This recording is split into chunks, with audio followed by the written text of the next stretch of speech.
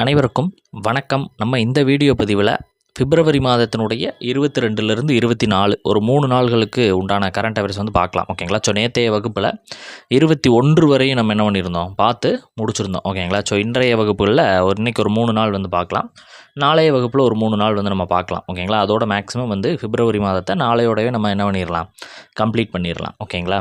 சரி, ஓகே. இந்த வகுப்புகள் எல்லாமே எந்த பேப்பரில் இருந்து சார் எடுக்கிறீங்க அப்படின்னா, தினமணி மற்றும் தி இந்து, இந்த தமிழ் பேப்பர் இருக்கு இல்லையா, தி இந்து. ஸோ இந்த 2 பேப்பர்கள் இருந்து தான் நம்ம இந்த கரண்ட் அஃபேர்ஸை முழுமையாக தொகுத்து கொடுத்துட்ருக்குறோம். ஓகேங்களா. ஸோ நம்மளுடைய கரண்ட் அஃபேர்ஸ் அப்படின்றது பார்த்திங்கன்னா மிக முக்கிய பங்கு வந்து எக்ஸாம்ஸில் தொடர்ந்து கேட்டுக்கொண்டு இருக்கிறாங்க. ஓகேங்களா. கடைசியாக நடந்த 2A மெயின்ஸ் எக்ஸாம்ஸில் கூட நம்ம 30 கொஷின்ஸ் வந்து அப்படின்றது கரண்ட் அஃபேர்ஸ் பகுதிகளிலிருந்து கேட்டிருந்தாங்க. அதில் கிட்டத்தட்ட 26 to 27 கொஷின்ஸ் வரைக்குமே நம்ம வகுப்புகள்லேருந்து வந்துருந்துச்சு அப்படின்னு சொல்லிட்டு நான் ப்ரூஃப் வீடியோ கூட நான் போட்டிருந்தேன். ஓகேங்களா. இன்னுமே இருக்கும், போயிட்டு கூட நீங்கள் பாருங்கள். ஓகேங்களா.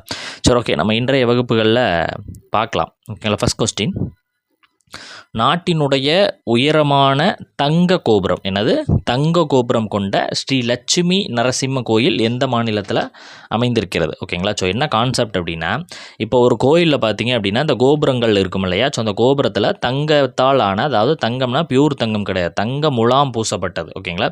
ஸோ இந்த மாதிரி பூசியிருக்கிறாங்க. அந்த மாதிரி உயரமான தங்க கோபுரம் கொண்ட, அதாவது இந்த தங்க கோபுரத்திற்கு ஃபுல்லாகவே என்ன பண்ணியிருக்கிறாங்க, முலாம் பூசியிருக்கிறாங்க. இதன் மூலமாக தங்க கோபுரம், உயரமான தங்க கோபுரம் கொண்ட கோவிலாக இந்த கோவில் வந்து ஸ்ரீ லட்சுமி நரசிம்ம கோயில் அப்படின்றது அமைஞ்சிருக்குது. ஓகேங்களா. ஸோ இது எங்கே இருக்குது அப்படின்னா, தெலுங்கானாவில் பார்த்தீங்களா, யாதகிரி குட்டா அப்படின்ற பகுதி, தெலுங்கானாவில் யாதகிரி குட்டா அப்படின்ற பகுதிகளில் தான் இந்த உயரமான தங்க கோபுரம், அதாவது இந்தியாவிலே உயரமான தங்க கோபுரம் அப்படின்ட்டு நம்ம இதை சொல்லலாம். ஓகேங்களா. இதனுடைய அடி எவ்வளோ சார் அப்படின்னு கேட்டிங்கன்னா 50.5 அடி கொண்டது, 50.5, 50.50 அடி கொண்டதாக இருக்குது.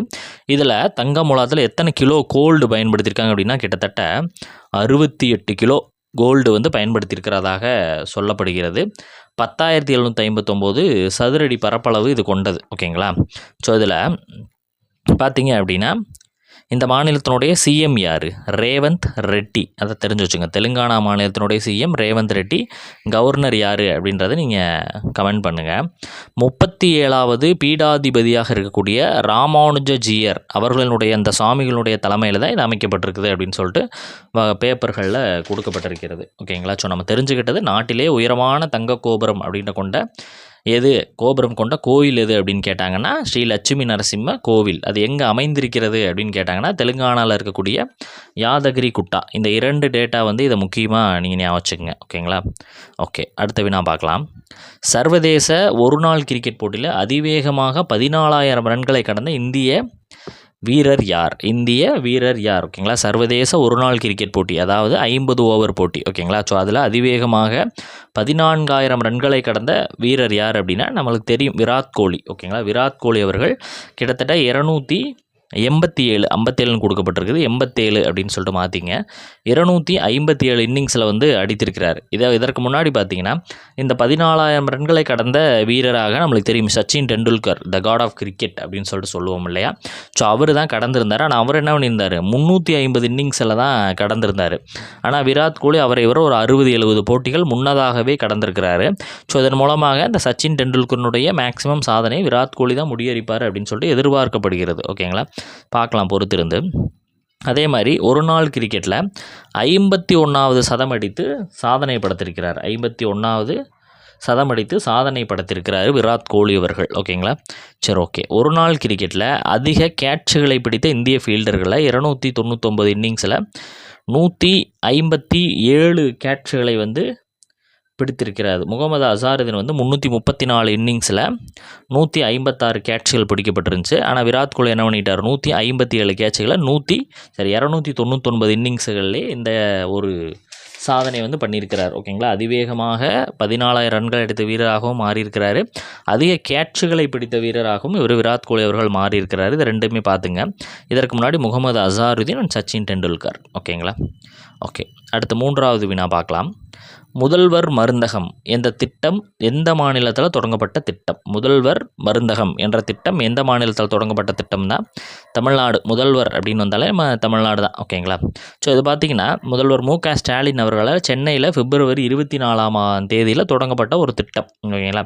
இந்த திட்டம் 38 மாவட்டங்கள்லையுமே என்ன பண்ணுது, அமலுக்கு வருகிறது. முதல் கட்டமாக இந்த அடிப்படையில் ஒரு 1000 மருந்தகங்கள் அப்படின்றது திறக்கப்பட இருக்கிறது. எத்தனை மருந்தகங்கள்? 1000 மருந்தகங்கள் அப்படின்றது திறக்கப்பட இருக்கிறது. இதில் தொழில் முனைவர் மூலமாக 500 பேரை தேர்ந்தெடுக்கப்பட இருக்கிறாங்க.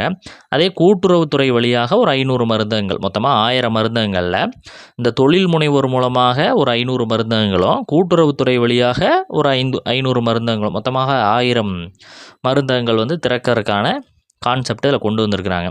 இதில் என்ன ஸ்பெஷாலிட்டி அப்படின்னா மருந்துகளினுடைய விலை வந்து சந்தை விலையை விட 75% இங்கே குறைவாக இருக்குன்னு சொல்கிறாங்க. மருந்துகளினுடைய விலை சந்தை விலையில் இப்போ ஒரு மாத்திரை வந்து நீங்கள் 10 ரூபாய்க்கு வந்து வாங்குறீங்க அப்படின்னா அது வந்து ரூபாய் 2.50 கிடைக்கும் அப்படின்ற கான்செப்ட். ஓகேங்களா? ஸோ சொல்கிறாங்க. சர்க்கரை நோய்க்காக விற்பனை செய்யப்படும் 30 மாத்திரைகள் கொண்ட ஒரு அட்டையே வந்து வெறும் 11 ரூபாய்க்கு கொடுக்க போகிறோம் அப்படின்ற மாதிரி கொடுக்கப்பட்டிருக்குது. பிரதமர் மருந்தகம் அப்படின்றது, அதாவது நம்மளுக்கு தெரியும் பிரதமரின் கீழ் வந்து ஒரு மருந்தகம் அப்படின்றது செயல்பட்டு வருகிறது. அவர்களுமே எனது 50லிருந்து 80% வந்து என்ன பண்ணிகிட்டு இருக்கிறாங்க, தள்ளுபடி விலையில் கொடுத்துட்ருக்குறாங்க. ஸோ அந்த கான்செப்ட் தான். ஆல்ரெடி பிரதமர் வந்து தனியார் மருந்தத்தோட 70 ரூபாய் கொடுக்குற 30 ரூபாய் கொடுத்துட்ருக்குறாங்க. ஸோ முதல்வரினுடைய மருந்தகம் அதே போன்ற ஒரு பாணியை கொண்டது தான். ஓகேங்களா? ஸோ அதனால் நம்மளுக்கு தெரிஞ்சுக்க வேண்டிய டேட்டா இதில் என்ன அப்படின்னா முதல்வர் மருந்தகம் முதல் கட்டமாக எத்தனை மருந்தகங்கள் திறக்கப்பட்டிருக்கிறது அப்படின்றத மேக்ஸிமம் கேட்பாங்க. 1000 மருந்தகங்கள் அப்படின்ற ஞாபகம். அமலுக்கு எப்போ வந்துச்சுன்னு கேட்பாங்க. பிப்ரவரி 24. ஸோ இந்த 2 டேட்டா மட்டும் இந்த வினாவில் நீங்கள் ஞாபகம். ஓகேங்களா? அடுத்த 4th கொஸ்டின் பாருங்கள். அப்பா செயலி தொடங்கியுள்ள மாநிலம் எது? அப்பா செயலியை தொடங்கியுள்ள மாநிலம் எது அப்படின்னு கேட்டிங்கன்னா இந்த அப்பா செயலியை தொடங்கியுள்ள மாநிலம் இந்த ஃபோட்டோ பார்த்தாலே உங்களுக்கு தெரியும். ஓகேங்களா? எது? நம்ம தமிழ்நாடு தான். அப்பா செயலியை அப்படின்ற ஒரு தொடங்கியுள்ள மாநிலம் எது அப்படின்னா தமிழ்நாடு. ஓகேங்களா? ஸோ என்ன கான்செப்ட் அப்படின்னா பெற்றோர்களை கொண்டாடுவோம் அப்படின்ற 7வது மண்டல மாநாடு, பெற்றோர்களை கொண்டாடுவோம் அப்படின்ற ஒரு 7வது மண்டல மாநாடு, அதாவது தமிழ்நாடு மாநில பெற்றோர் ஆசிரியர் கழகத்தினுடைய சார்பில் இந்த மாநாடுகள் என்பது நடத்தப்படுகிறது. ஓகேங்களா? ஸோ இதில் பல்வேறு விஷயங்கள் வந்து இதில் நடத்தப்பட்டிருக்கிறது. தமிழ்நாடு மாநில பெற்றோர் ஆசிரியர் கழகம் சார்பில் இது நடத்தப்பட்டிருக்கிறது. இது வந்து எங்கெங்கெல்லாம் நடந்துச்சு, இது 7வது மாநாடு அப்படின்னு சொல்லிட்டு நம்ம சொல்லிட்டோம். மதுரை எழுதிக்கிங்க, மதுரை, திருச்சி, தருமபுரி, கோவை, காஞ்சிபுரம், திருநெல்வேலி 6 இடங்களில் இது வந்து நடந்திருக்குது. ஓகேங்களா? ஸோ அந்த பெற்றோரை போற்றுவோம் கொண்டாடுவோம் அப்படின்ற திட்டம் வந்து தமிழக அரசால் தொடங்கப்பட்ட ஒரு விஷயந்தான். ஓகேங்களா? ஒன்றும் இல்லை, ரீசன் வந்து ஸ்டாலின் காலிங் பை அப்பா ஸ்டூடெண்ட்ஸ். ஓகேங்களா? ஸோ மாணவர்களால் என்னது, முதல்வர் ஸ்டாலின் அவர்கள் அப்பா என்று அழைக்கப்படுவார் அப்படின்ற மாதிரி சொல்லியிருக்கிறாங்க. அப்பாவாக அவர் இருப்பார் அப்படின்ற மாதிரி ஒரு காணொளி வந்து அவரே வெளியிட்டிருக்கிறாரு. இதுலேயும் வந்து அவர் பேசியிருக்கிறார் அது குறித்து. ஓகேங்களா? இது வந்து இந்த செயலி வந்து தமிழ்நாடு பெற்றோர் ஆசிரியர் கழக செயலியாகவும் தான் இது செயல்பட இருக்கிறது. ஓகேங்களா? ஜஸ்ட் இதில் ஒன்றும் பெரிய அளவில் டீட்டெயில்ஸ் கிடையாது. அப்பா அப்படின்ற ஒரு செயலி வந்து தமிழ்நாடு தொடங்கியிருக்கிறாங்க. அதே மாதிரி பெற்றோர்களை கொண்டாடுவோம் 7வது மண்டல மாநாடு நடைபெற்றிருக்கிறது அப்படின்ற இந்த 2 விஷயங்களை நீங்கள் தெரிஞ்சுக்கங்க. ஓகேங்களா? ஓகே. 5வது கொஸ்டின். அதே மாதிரி இந்த ஒருமை கண் செயலி அப்படின்ற செயலியும் பள்ளிக்கல்வித்துறை அமைச்சர் அவர்களினுடைய ஆய்வு குறித்த விவரங்கள் அதில் இருக்கும் அப்படின்ற மாதிரி சொல்லியிருக்கிறாங்க. ஓகேங்களா? சரி, ஓகே. பிரதமரினுடைய 2வது முதன்மை செயலாளராக நியமனம் செய்யப்பட்டுள்ளார் யார்? பிரதமரினுடைய 2வது முதன்மை செயலாளராக செய்யப்பட்டவர் யாருன்னா சக்திகாந்த தாஸ். சக்திகாந்த தாஸ் அப்படின்ற இந்த பேரை வந்து நீங்கள் அடிக்கடி கேட்டிருக்கலாம். ஓகேங்களா? ஸோ அந்த சக்திகாந்த தாஸ் அப்படின்றவர் யார் சார், உங்களுக்கு ஞாபகம் இருக்கா? ஆர்பிஐனுடைய முன்னாள் கவர்னர் தான் இந்த சக்திகாந்த தாஸ். ஓகேங்களா? ஆர்பிஐனுடைய 25வது கவர்னராக இருந்தவர் தான் சக்திகாந்த தாஸ் அப்படின்ற தெரியும். ஓகேங்களா? 2018 இவர் வந்து பதவியில் இருந்தார். ஓகேங்களா? மேலும் இவர் குறித்து நம்ம பார்த்தோம் அப்படின்னா எஸ் பேங்க் இருக்கு இல்லையா, எஸ் பேங்க்கு, அதே மாதிரி லட்சுமி விகாஸ் வங்கி இருக்குது இல்லையா, ஸோ இதற்கெல்லாம் அவர் ஹெட்டாக இருந்திருக்கிறாரு. எஸ் பேங்க்கு, லட்சுமி விகாஸ் பேங்க் இதுக்கெல்லாம் வந்து ஹெட்டாக இருந்திருக்கிறாரு. மேலும் பார்த்திங்கன்னா அதுக்கெல்லாம் ஹெட்டாக அவர் வந்து செயல்பட்டிருக்கிறாரு. ஓகேங்களா. ஸோ வந்துட்டு மத்திய அரசினுடைய ஒரு 8 பட்ஜெட், ஓகேங்களா, 8 பட்ஜெட்டுகளை தயாரிப்பதில் ஒரு முக்கிய பங்கு வகித்திருக்கிறார் அப்படின்னு சொல்கிறோம். ஓகேங்களா. 8 பட்ஜெட்டுகளை தயாரித்தல் இவருடைய பங்கு மிகப்பெரிய பங்காக இருந்திருக்கிறது அப்படின்னு சொல்லிட்டு சொல்கிறாங்க. இவர் 1980 காலகட்டத்தில் ஐஏஎஸ்ஸாக இருந்திருக்கிறார். ஓகேங்களா. ஸோ அப்போ நம்ம இன்னொரு கொஸ்டின், இரண்டாவது முதன்மை செயலாளர் அப்படின்னு சொல்கிறோம். அப்போ முதல்ல இருக்கவர் யார் அப்படின்னு தெரிஞ்சு வச்சுங்க, PK மிஸ்ரா. ஓகேங்களா. இதுவும் முக்கியமான கொஸ்டின் தான். பிரதமரினுடைய முதன்மை செயலாளர், முதல் செயலாளர் யார் அப்படின்னா PK மிஸ்ரா. இரண்டாவது யார் அப்படின்னு கேட்டால் தான் நம்ம யாரை போடணும், சக்தி காந்த தாஸை வந்து நம்ம போடணும். ஓகேங்களா. ஸோ ரெண்டையும் வந்து கன்ஃபியூஸ் பண்ணிக்காதீங்க. ஓகேங்களா. PK மிஸ்ரா, சக்தி காந்த தாஸ் ரெண்டையுமே வந்து கன்ஃபியூஸ் பண்ணிக்காதீங்க. ஓகே.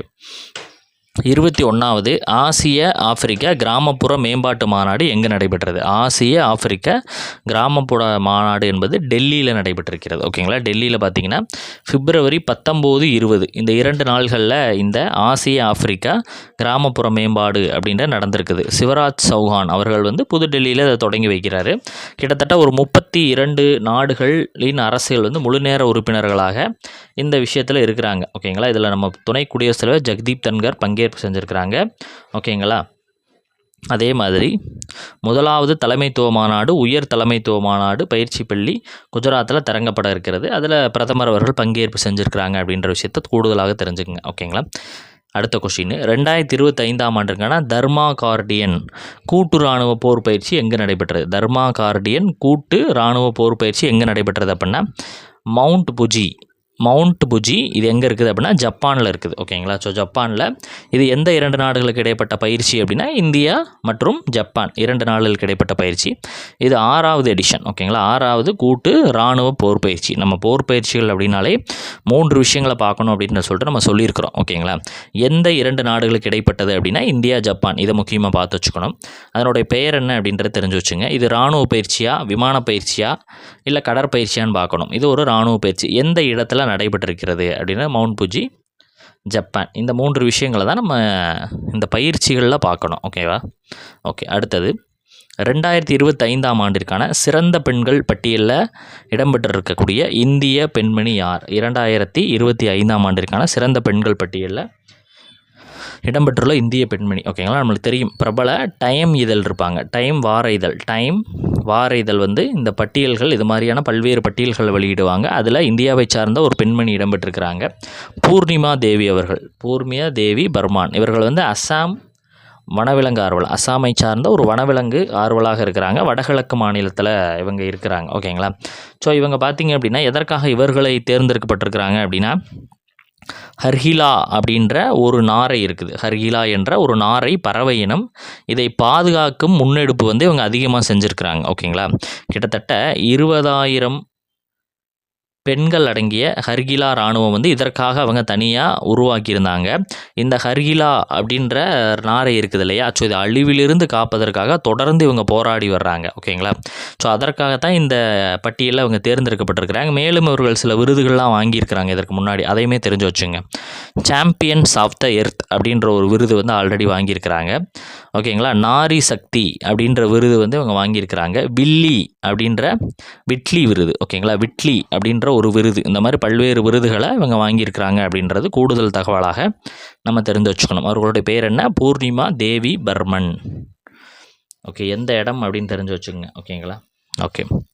9வது அமெரிக்க தேசிய புலனாய்வு துறையினுடைய புதிய இயக்குனராக நியமனம் செய்யப்பட்டிருக்கவர். அமெரிக்க தேசிய புலனாய்வு துறையினுடைய புதிய இயக்குனர் யார் அப்படின்னா காஷ் பட்டேல் அவர்கள். ஓகேங்களா. இவர் எதற்காக முக்கியம் நம்ம பார்க்கணும் அப்படின்னா இவர் ஒரு இந்திய வம்சாவளியை சார்ந்தவர், இந்தியாவை பூர்வீகமாக கொண்டவர். ஓகேங்களா.